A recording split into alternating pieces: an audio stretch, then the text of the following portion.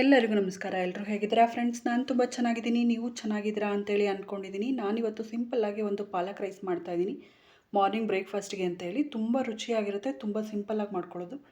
ಬನ್ನಿ ಹೇಗೆ ಮಾಡೋದು ನೋಡೋಣ. ಮೊದಲಿಗೆ ನಾನು ಇಲ್ಲೊಂದು 5-6 ಬೆಳ್ಳುಳ್ಳಿ ಮತ್ತು 1 ಇಂಚಷ್ಟು ಶುಂಠಿ ತೊಗೊಂಡಿದ್ದೀನಿ. ಖಾರಕ್ಕೆ 3 ಹಸಿಮೆಣಸಿನ್ಕಾಯಿ ಮತ್ತು ಇಲ್ಲಿ 1 ಬಟ್ಲಷ್ಟು ಬರೀ ಸೊಪ್ಪನ್ನ ಕಟ್ ಮಾಡಿ ನೀಟಾಗಿ ತೊಳೆದು ಕಟ್ ಮಾಡಿ ಇಟ್ಕೊಂಡಿದ್ದೆ. ಆ ಸೊಪ್ಪನ್ನು ಕೂಡ ಇದರಲ್ಲಿ ಸೇರಿಸ್ಕೊತಾ ಇದ್ದೀನಿ. ಸ್ವಲ್ಪ ನೀರು ಸೇರಿಸಿ ನಾನು ಇದನ್ನು ಪೇಸ್ಟ್ ಮಾಡ್ಕೊತೀನಿ. ತುಂಬ ನೀರು ಸೇರಿಸ್ಬಾರ್ದು. 1-2 ಸ್ಪೂನಷ್ಟು ನೀರು ಸೇರಿಸಿದ್ರೆ ಸಾಕಾಗತ್ತೆ. ನೋಡಿ, ಈ ಥರ ಪೇಸ್ಟ್ ಆದರೆ ಸಾಕು. ನೋಡಿ, ಇಲ್ಲಿ ಬಾಣಲಿ ನಾನು ಆಲ್ರೆಡಿ 2 ಟೇಬಲ್ ಸ್ಪೂನಷ್ಟು ಎಣ್ಣೆ ಹಾಕಿ ರೆಡಿ ಮಾಡಿ ಇಟ್ಕೊಂಡಿದ್ದೆ. ಎಣ್ಣೆ ಕೂಡ ಇವಾಗ ಕಾಯ್ದಿದೆ.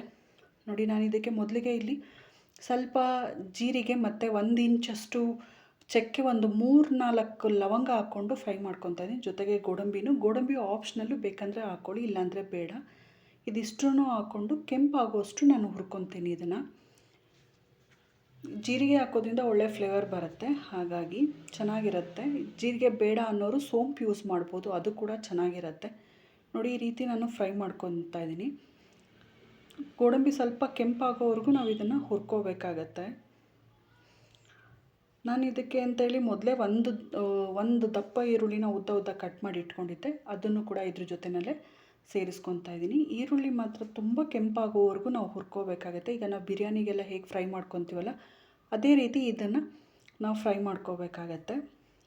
ಈರುಳ್ಳಿ ತುಂಬ ಚೆನ್ನಾಗಿ ಫ್ರೈ ಆದ್ರೇ ಈ ಪಾಲಕ್ ರೈಸಲ್ಲಿ ರುಚಿ ಬರೋ ಅಂಥದ್ದು.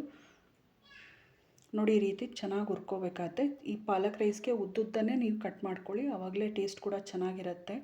ಬಾಯಿ ಕೂಡ ಈರುಳ್ಳಿ ಅವಾಗವಾಗ ಕ್ರಂಚಿಯಾಗಿ ಸಿಗ್ತಾ ಇರುತ್ತೆ, ಚೆನ್ನಾಗಿರುತ್ತೆ. ನೋಡಿ, ಈ ರೀತಿ ಕಡಿಮೆ ಅಂದರೂ ನಾವು ಇದನ್ನು 2-3 ನಿಮಿಷನಾದರೂ ಈರುಳ್ಳಿನ ಫ್ರೈ ಮಾಡ್ಕೋಬೇಕಾಗತ್ತೆ. ನೋಡಿ, ಈ ರೀತಿ ಫ್ರೈ ಮಾಡ್ಕೋಬೇಕು. ಅದು ಚೆನ್ನಾಗಿ ಕೆಂಪಾದಷ್ಟು ರುಚಿ ಇರುತ್ತೆ. ಈರುಳ್ಳಿ ಚೆನ್ನಾಗಿ ಫ್ರೈ ಆದಷ್ಟು ತುಂಬ ಬೇಗ ಮಾಡ್ಕೋಬೋದು ಲಂಚ್ ಬಾಕ್ಸಿಗೆ, ಮಧ್ಯಾಹ್ನಕ್ಕೆ, ಊಟಕ್ಕೆ ಅಂತ ಹೇಳಿ.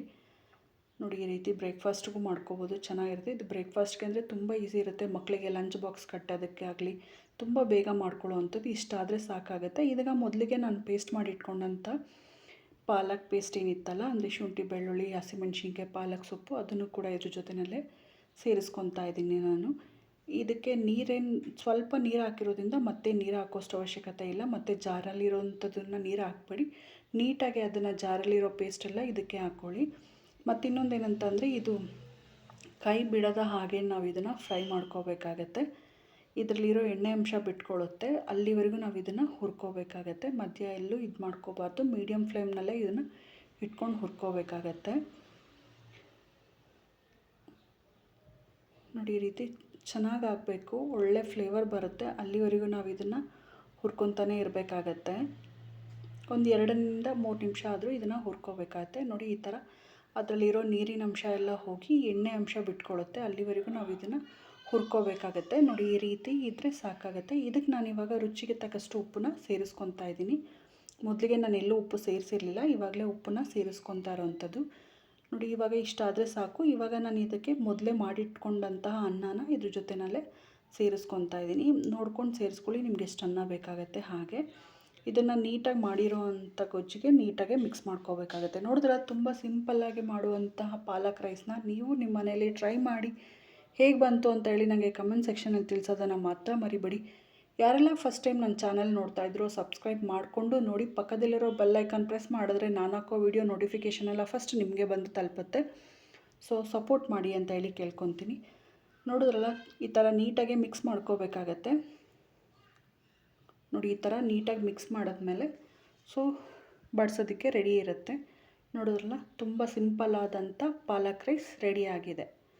ಸೊ ಟ್ರೈ ಮಾಡಿ. ಮತ್ತೆ ಹೇಳ್ತಾ ಇದ್ದೀನಿ, ಇಷ್ಟ ಆದರೆ ಫ್ಯಾಮಿಲಿ ಫ್ರೆಂಡ್ಸ್ಗೆ ಶೇರ್ ಮಾಡಿ. ಸೊ ಯಾರೆಲ್ಲ ಇಲ್ಲಿವರೆಗೂ ನನ್ನ ವಿಡಿಯೋ ನೋಡಿದ್ರು ಅವ್ರಿಗೆಲ್ಲರಿಗೂ ತುಂಬ ಹೃದಯದ ಧನ್ಯವಾದಗಳು. ಇದೇ ರೀತಿಯೇ ಸಪೋರ್ಟ್ ಮಾಡ್ತಾಯಿರಿ ಫ್ರೆಂಡ್ಸ್. ಹೊಸ ವೀಡಿಯೋಸ್ಗಳನ್ನ ನಾನು ಅಪ್ಲೋಡ್ ಮಾಡ್ತಾನೆ ಇರ್ತೀನಿ.